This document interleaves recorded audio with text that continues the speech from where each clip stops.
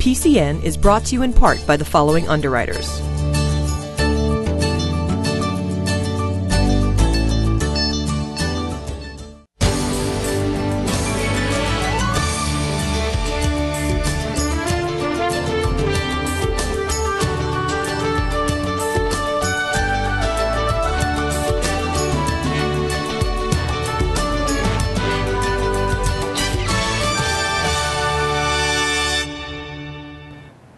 Welcome to warmer weather and welcome to PACTV Community News. We have a great show tonight filled with stories highlighting people, community groups, and businesses from our towns.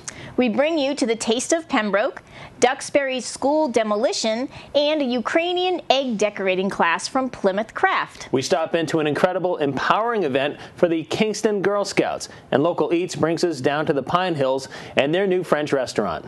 Our pet health segment brings us tips to keep our pets safe during the Easter holiday, and we'll begin with a powerful concert coming in April to downtown Plymouth. The Pilgrim Festival Chorus is a volunteer choral group in Plymouth who are dedicated to sharing choral music through performances. They pride themselves on tackling challenging pieces, and this April they may have topped their own expectations with Annalise, a full-length choral work based on the diary of Anne Frank. PCN stopped into a rehearsal to get a sneak peek and hear more about this historically significant selection.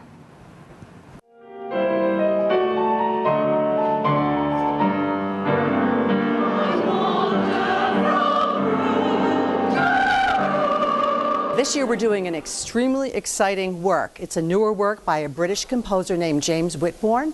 I love his music, and this piece is particularly special. It's a setting of the diary of Anne Frank. It's heart-wrenching at times. It's beautiful at times. It will bring you to tears. It will bring you great joy.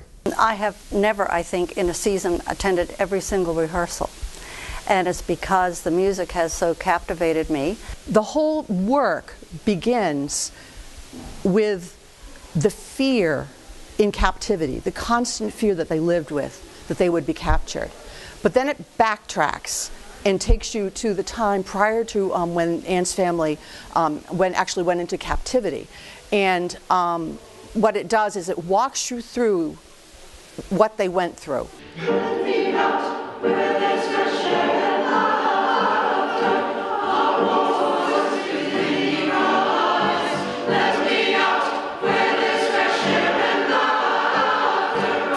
When Anne is talking about the experience of going into hiding in the annex, she sings a waltz tune which exposes her girlishness and her excitement about the whole new experience. The scenes of the anticipation of the capture are bold and scary, and they give me the shivers.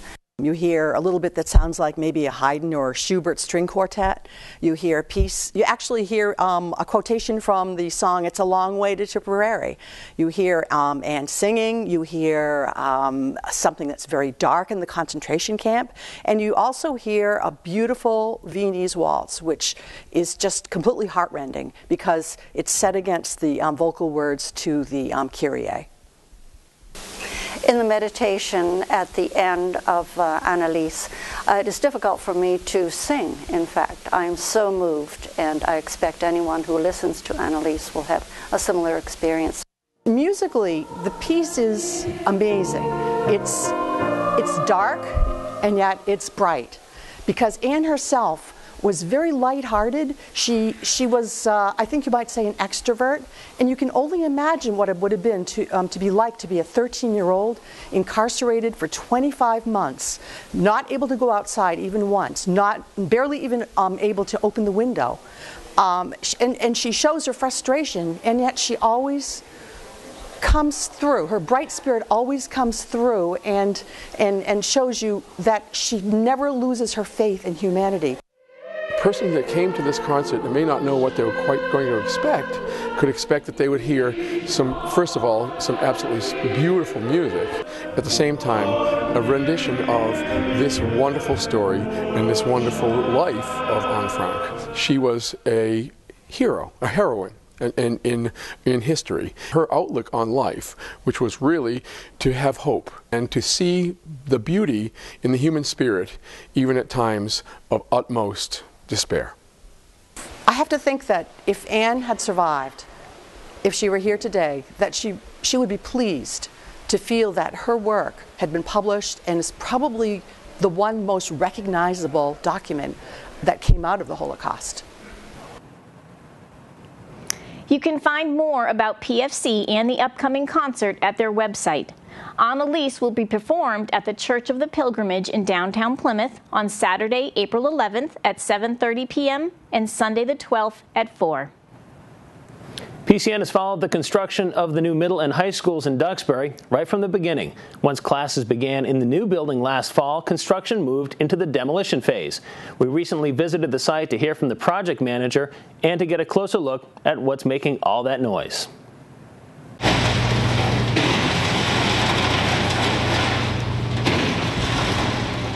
Right now we're in the demolition phase of the project. We've completed the asbestos abatement phase through the winter. This is the former Duxbury Middle School. You'll see that at the present time we're approximately 75% complete with demolition.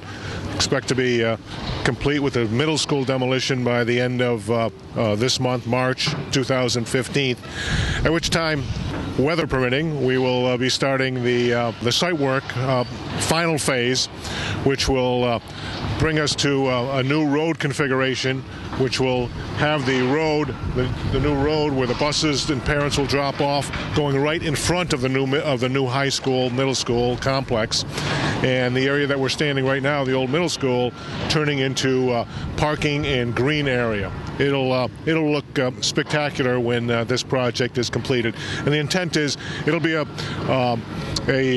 hard summer here of work to get all this work accomplished, but the intent is, and we are on schedule to be complete by the start of school in late August of this year. It will not impact, as we stand right now, the overall project completion. The overall project completion was always scheduled to be done at the end of the summer of this year, 2015.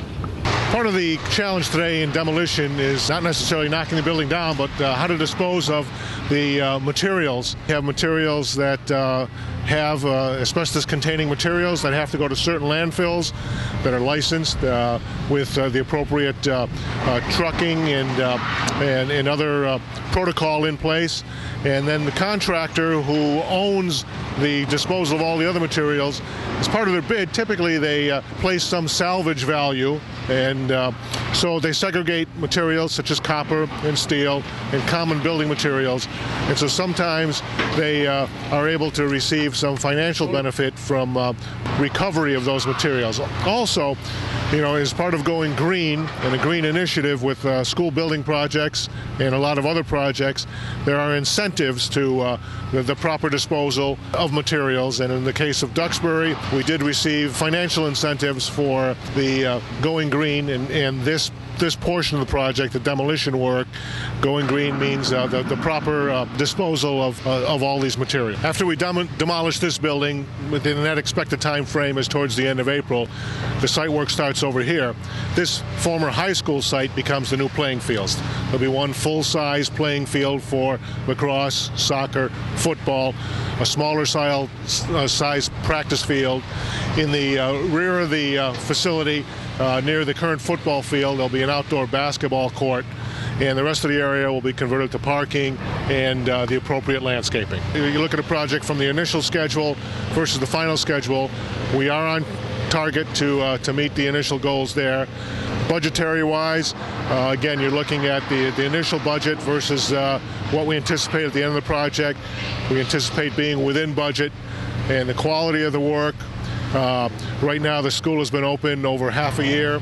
The people are thrilled with the functionality of the building. The look of the building will become more apparent from the outside as these old buildings come down.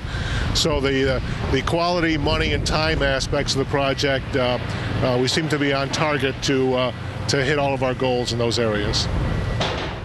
What started with about 15 career women from the community who wanted to make a difference to young girls has grown into a group of over 80 local businesswomen who came out to Kingston to share different career paths with the Kingston Girl Scouts. PCN stopped into this amazing event to see more. This event actually came out of a conversation that I had with my daughter about 3 years ago, and I asked her what she wanted to be when she grew up, and she said she wanted to be an archaeologist, a professional swimmer, and a professional softball player. And I thought, oh my gosh, when I was her age, I thought I could be a nurse, a teacher, a mom, or a secretary. I never thought I could be any of these things that she imagined for herself. And then I started to look at the women around me, and I realized there are some really cool careers that women have. So I asked about 10 of my friends if they wanted to come and talk to my troupe about what they did for work, and then they said, well, I have a friend that does this, and I have a friend that does this, and then it exploded into the first year we had 32 women that attended the event. Last year we had 55 women who attended the event, and out of that 55, 2/3 of the women were former Girl Scouts. And then this year we have close to 70 women attending. I just think this event is so important for young girls. How we're portrayed in the media, how women are portrayed in the media isn't always the best. We're portrayed for how we look or things that we say and not for the things that we can do. And so I wanted to bring all kinds of women in from non-traditional fields for girls. We've got Marines in there and marine biologists. There's a ship captain in there. Those are things that girls don't always have in front of them as commonplace jobs. These are some out-of-the-box professions for girls to think about. And then they're our future. This is the hope right here for things to change. And why not start young and let them think about what they have ahead of them and the path to get themselves there. There's a couple of marine biologists. There's some athletic coaches from Wheaton College that are here. There's bakers and interior decorators. I have a literary agent, a girls author. We've got IT people, engineers. There's all kinds of medical professions. There's a forensic nurse, a forensic psychologist, all kinds of helping professions, occupational therapist, speech therapist. There's an obstetrician, there's a regular doctor in there, from A to Z. The Girl Scouts have a slogan that is, I can't wait to, and then it's a ... and they want the girls to finish with that. I can't wait to go camping, or I can't wait to be this when I grow up. And that's kind of our event spun off of that, a trip to what you can be, because I read a survey that said 1 out of girls don't believe they can be something great, or they don't have a role model that they can look up to, and that just seems so shocking. For Kingston, that has close to 300 Girl Scouts, we've got fantastic role models, and so it made me really sad to think that 1 out of 5 girls don't have great role models. And so I started to, again, look around and see who I have as friends, who they have as friends, who could be great role models. And there's 70 women in there tonight that are doing just that. Kingston is an awesome Girl Scout town. We get so much support from the police department and the regular town officials and the school department and the public in general. It's an awesome town. I'm very proud to be part of Girl Scouts. Oh, what a great event. Now, were you ever in the Girl Scouts yourself? I was actually a campfire girl, which is very similar. But both fabulous programs. You do crafts, you do trips, just really girl empowering things. And I really enjoyed my time in the Campfire Girls. It's great. And we didn't quite have the cookies, though, that the Girl Scouts do. Have to missed admit. out. The Pembroke Titan Boosters are an integral part of the sports programs at Pembroke High School. Together with the Pembroke Chamber of Commerce, they hosted the annual A Taste of Pembroke last week. PCN stopped in to get a first-hand look at the Tasty Festival. Thank you so much for hanging out. The 2015 Taste of Pembroke. Taste of Pembroke is the local restaurants in Pembroke who come and bring a little sample of what their restaurant is to promote their business and help the athletes at Pembroke High School. We also have businesses and vendors that come here. They promote their business. They give us a sample of what they are available for. We have photographers. We have people who make jewelry. We have Arbonne, who does great skin lotions. All local people from Pembroke come to support the athletes at Pembroke High School. This is the big boosters and the Taste of Pembroke. All the money goes to all the athletes. So like they get the banners, or they'll get, like we just purchased batting cages for baseball. We did a clock for the track team. We just put in new clocks for the gyms. So that's where all the money comes from. Hi, I'm Holly, and I'm here with Fideli's Chocolates. We have a table in the Taste of Pembroke, and we're sampling some plain chocolate, chocolate walnut, and Panucci walnut fudge, along with milk and dark nonpareils that we all make at our shops in Pembroke and Plymouth. My sister and I are captains for next year, so we, with the program, have an indoor team where we play indoor in like a hockey area with boards and a turf in Bridgewater. And our indoor team just won the championship last week, which is really excited. And no Pembroke teams won the championship before, so it was an exciting day for us. We held out the Taste of Pembroke because the boosters from Pembroke are the organization that help fund any equipment we need, any nets or help for the field, anything like that, new uniforms. So we really like to help out when we can because they do a lot for us. My company is the Green Light. We're located in Pembroke, 808 Washington Street. Right now we're just giving samples of our Green Light. We got samples of our Crimson Sunset, our What's Up Doc. We're also doing samples of our granola, raw vegan, and our raw vegan organic truffles. Very delicious stuff. Everyone's loving it so far. You can clearly tell. Table's swamped and everything. They're loving it. We have definitely grown at a huge rate. 6 stores in less than a year and a half. You know, it's a great accomplishment. We're very happy. We're thrilled for the future, what the Green Light's doing and everything. We have a restaurant out on Duxbury Beach called Blakeman's. We're open Memorial Day to Labor Day. And one of our big items is oysters. We have a raw bar, so figured I'd bring down some oysters today and shuck them and show you how to do it. Pembroke DECA is a business and marketing competition club at the high school. What we do is we take students that are enrolled in business courses and we compete with other schools from all across the state in a district competition, state competition, and fortunately this year 4 of our students are going on to the international competition in Orlando.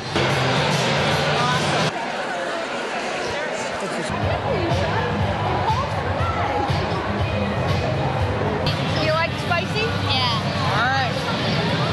Spicy it is. Thank you. You're welcome. Here in April, you'll find a big uptick in egg painting, or at least colored plastic eggs to hide around the yard for the kids to find. We met some folks painting eggs that are more likely to be placed in a protective case for people to admire. We sat down with the good people of Plymouth Craft as they practiced their skills at Ukrainian-style egg painting. Not yet. No, not yet. This is a class on how to decorate eggs in the Ukrainian style, and what makes it different than other egg decorating is you use the stylus called a kitska to apply wax in liquid form in these fine lines over the egg. So this is a class that does appeal more to hands-on learners, because it might be something that you've never had an opportunity to try, and rather than winging it on your own like I did, you get somebody to guide you, provide the tools, provide some of the inside, you know, some of the secrets, or rather some of the little tricks of the trade that I've learned over the years of doing this. I'm taking a brand new egg, a nice raw egg that's clean so that there's no wax or oil on it. And I'm applying a little beeswax. I've heated up a tool called a kiska and pressing it into the wax, and it's melting in and filling up so that I can use it to make a design. I started learning this craft from a kit in 1992. And by myself, I struggled and cursed and tried to, you know, all these different things. And I found that later, doing this with a group of people, that the feedback and camaraderie of doing it in a group was really much better, made it easier to accept how things were coming out, and made it more enjoyable than struggling by myself. Then you did the green. I'm making a design on the egg with wax, and I'll dip it into dye, and the dye will color every single part of this egg that isn't covered in wax. Then I'll take it out of the die and add another layer of wax in a different pattern to complement it, and continue until it's completely covered with wax and there's no place to put anything else on it. And then just melt the wax off and find the pattern that's underneath. So you want that shade of green? Some people plan this very well and make very intricate eggs. I'd rather just put the wax on where I can. When I first explained what we were doing, they were a little nervous, a little concerned that it was going to be a little harder than they thought, but that the overall outcome has been very positive. They've been very satisfied in learning both the technique and being able to then take it home and try it at home with friends and family. Now, Brian, you produced that piece. What was the process like? And putting the egg back in the fire? What was that? It was long and tedious. In fact, I got there the day before. You saw that carton with all the finished ones. Those were all mine. So I was basically showing these ladies how to do it and how to do it right. Well, yours were beautiful, really. They were nice, weren't they? Local Eats is back with a French twist from Henri Marie at Mirbeau Inn at the Spa in Pine Hills. Nestled in the natural beauty of South Plymouth is the replica of a romantically elegant 19th century French family estate. It's also the home to Henri Marie, a restaurant that takes its cues from the revolutionary beauty years of French cuisine, and where executive chef Stephen Coe blends classic French inspiration with a fresh, light, and modern touch. The perfect place for a romantic dinner, or in my case, a fabulous girls' night out. Chérie, ton amour pour moi est tellement immense. Et bien que je sache que cet amour soit totalement pur. Hey, how are you? You made it. Great. Good to see you. So, well, ladies, the menu looks phenomenal. Do you want to head in and have dinner? Absolutely. Excellent. Ça devient beaucoup trop dur. Hi ladies, how are you tonight? Good, how are you? Good, thank you. Welcome. We have a nice chef's tasting menu for you tonight. It consists of 7 courses, small plates, one building upon the next. It's the experience here in Henri Marie that we're really passionate about. Start you with some Prosecco and introduce you to Chef Coe.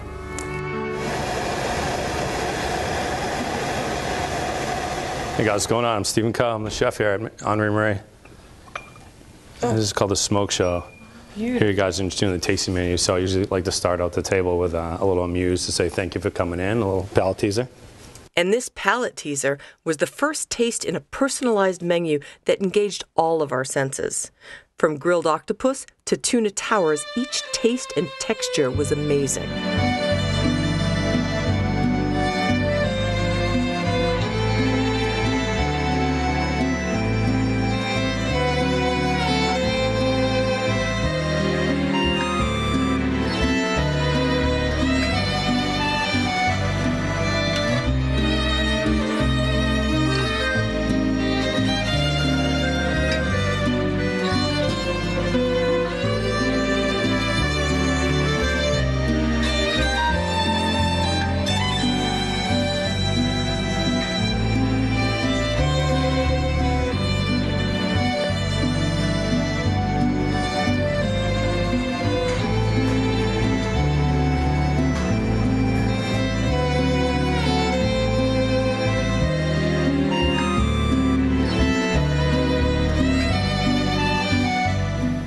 Thank you. Welcome. So, this is the duck goose. Duck goose. Yes. Oh. A goose breast, foie gras, and a duck prosciutto. This is amazing, Stephen. This Thank you. entire meal has been incredible. Thank you so much. Thank you guys. Cheers. Now, you have to tell us, how did you come up with this idea for the 7-course tasting menu? It's just trying to step outside that box around here. You know, a lot of chefs around here and restaurants don't offer tasting menus, and we want to give you the complete experience of what we do here. And I really enjoy how a part of your story is also bringing back a certain period of time in French history. Yeah, La Belle Epoque. It's when Paris came alive and when the you know, America came alive in the bartending and the drinks, and just, it's it. You know, we want to bring that to everybody. And I hear your passion when you're speaking. You've been in this industry for over 20 years. You've worked around the country. You've studied in France. What is it that keeps you this passionate and excited every day? Great customers, and here especially because it's a playground. They leave us alone to create.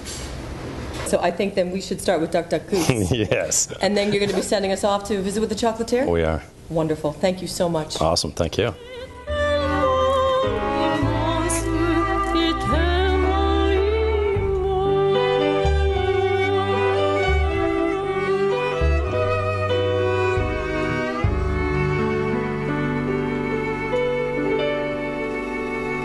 It's time for dessert, and I am in the chocolate room now with Erin Staten and Patrick Ford. Erin, is it typical to have a chocolatier in a restaurant? Not normally, but we do things a lot different here at Mirbeau. We go that little extra mile. Well, let me see what you're preparing for us. Definitely. We're going to be doing a chocolate lattice tier for the chocolate mousse and salted buttercream torte. We're using a 70% bitter chocolate right now. This chocolate's imported from France. So this is absolutely amazing to watch you create these gorgeous desserts. What is your favorite part of what you do every day? I really love just being in this room and watching the reactions of everyone as I'm doing my work and being able to taste some of the things when I'm finished. And we are so lucky to be able to taste these tonight. I can't wait. Thank you. You're so welcome.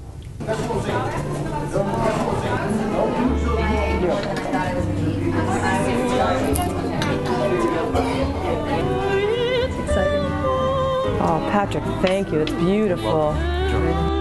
Well, ladies, let's toast to a fabulous night, fabulous friends, fabulous food, and chocolate. From Henri Marie at the Mirbeau Inn, I'm Donna Rodriguez for PACTV Community News Local Eats. Our newest segment is back, called Pet Health, and this time we met up with Dr. Davis at the Kingston Animal Hospital to hear about dangers that pets may encounter at this time of year.